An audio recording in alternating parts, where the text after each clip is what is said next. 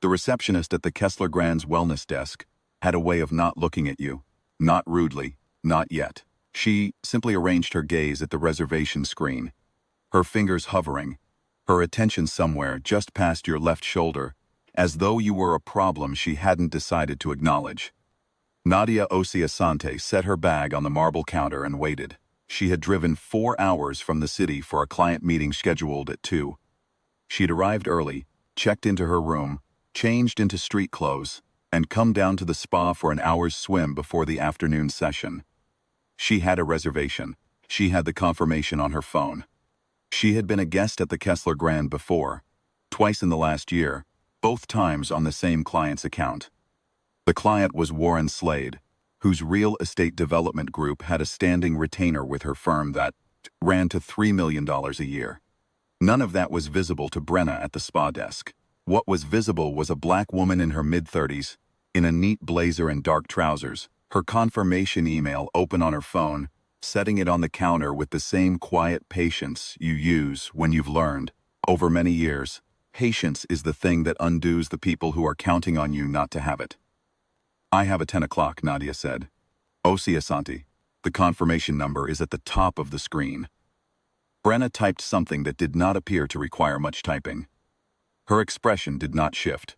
"Actually at capacity this morning. For our wellness guests. I'm so sorry for the inconvenience. I made this reservation on Tuesday. I received a confirmation. I understand. Unfortunately, these things do happen. If you'd like to leave your number, I can have someone reach out if a slot opens up." Behind Nadia, a woman in a white linen jacket stepped to the counter. She was perhaps 50, the kind of unhurried that costs money, and she hadn't been standing in line.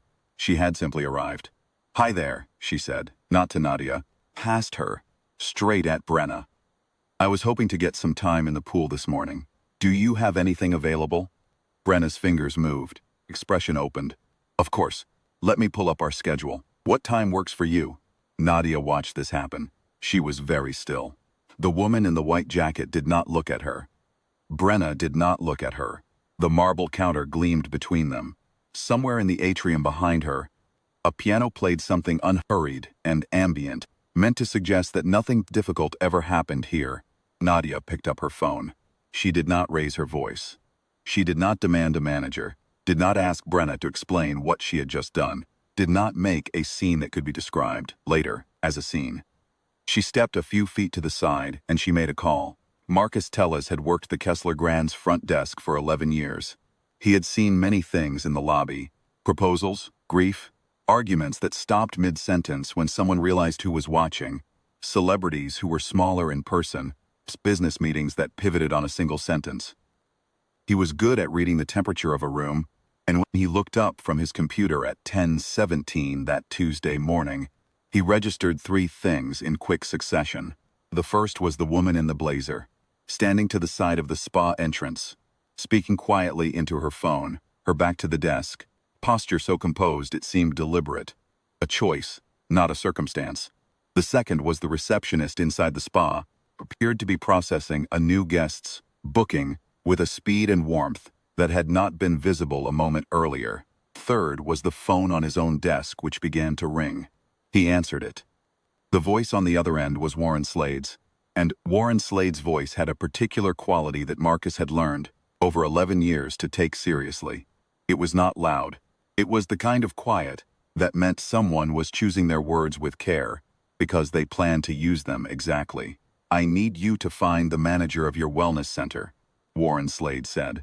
"And I need you to do it in the next 2 minutes." Marcus was already standing. The thing about Nadia Osiasante was that she had not called Warren Slade to cause trouble.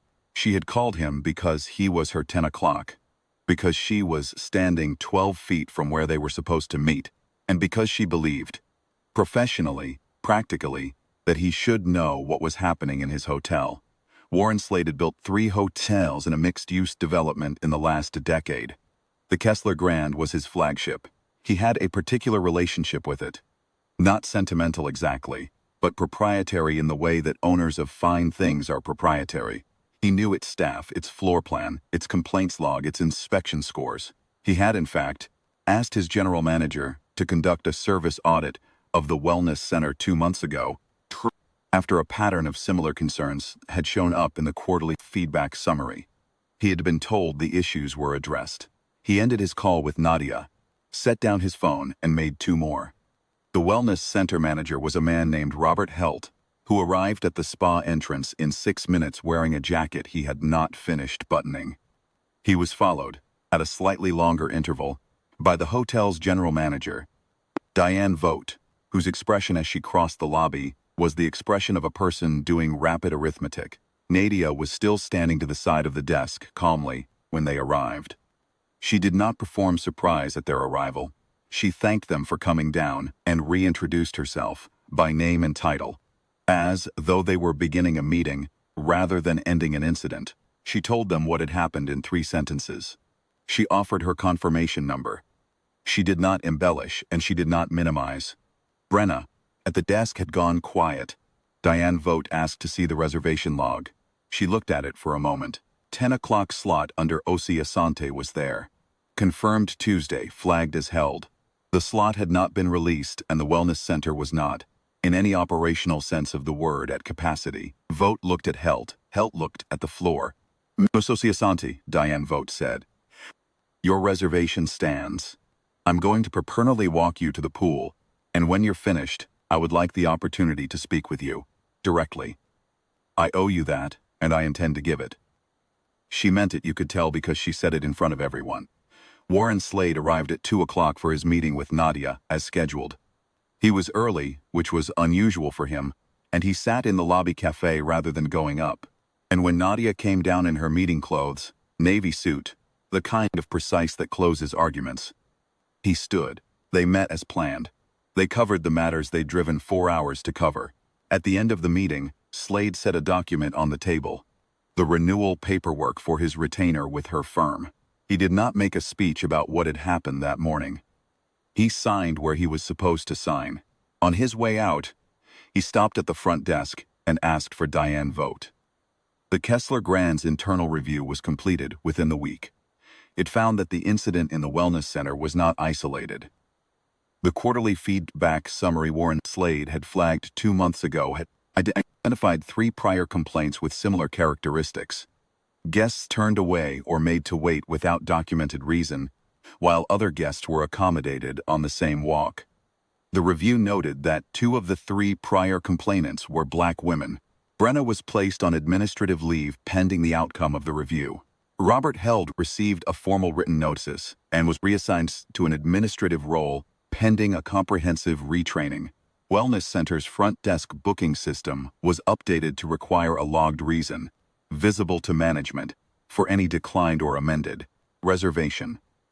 A standing guest services audit, reporting directly to the general manager, was instated for the Wellness Center and the 3 other gatekeeping desks in the hotel. Slade did not pull his retainer. He froze the $3 million contract renewal pending the implementation of the new protocols. His attorney's recommendation, he followed, and signed the full renewal once the protocols were in place and documented.